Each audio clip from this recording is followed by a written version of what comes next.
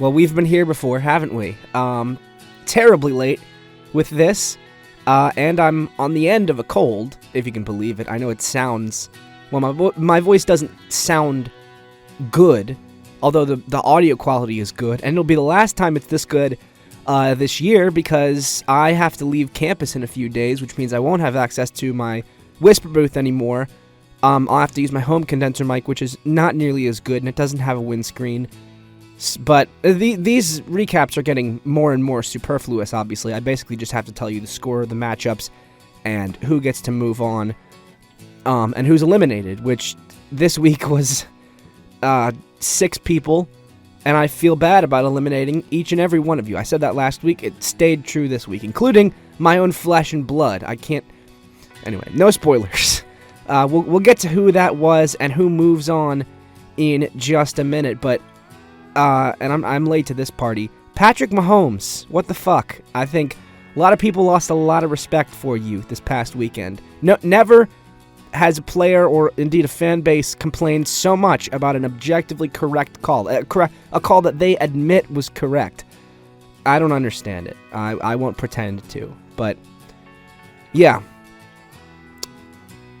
I'm padding time with it.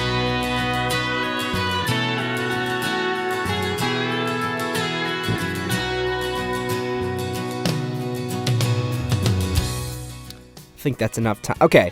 Yeah, there's nothing really in this section, as you can tell, with how much I tried to fill the screen. I will point to what it actually says, which is important. Somebody this week, you'll see who it was in a second, scored over 800, lost their matchup, but I put them through anyway in sacrificing someone else who scored merely 100 or so and won.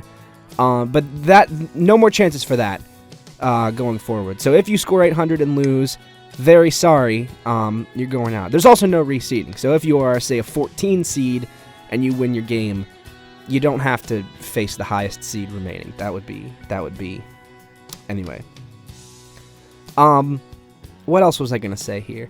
Oh yeah, obviously you can, I guess by the time this is going out, it probably will be too late, but you can bet on Thursday Night Football, but why would you bet on AOC versus Hockey Stick Boy? Like, who cares? That's not a good game.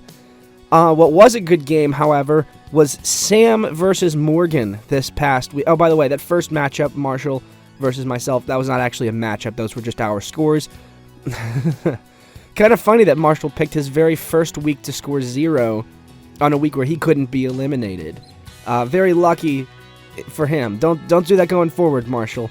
Connor triumphed over Soldier, so he moves on. Morgan put up 836 in a loss to Sam, but she still goes through. We'll get to why in a second. Jonathan, not a great showing, but he did enough to beat Russell. James, very sorry. Goodbye. Gabe, Will M., it's been fun having you. Kapil, congratulations. Riley, very, very sorry. You won your matchup, but you did not do enough to move on. 119 I mean, it's the same as Soldier, and Soldier lost. So I don't really know.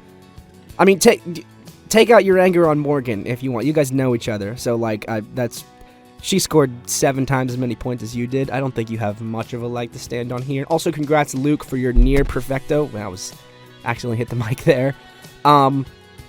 Obviously plenty enough for you to get through against Will M, which means, obviously, if you want to look at the bracket, just go to the spreadsheet. That's probably the best place for that. But here is the schedule for this upcoming week. Just 8 players remain, which means there's just 4 matchups this week. It's the quarterfinals.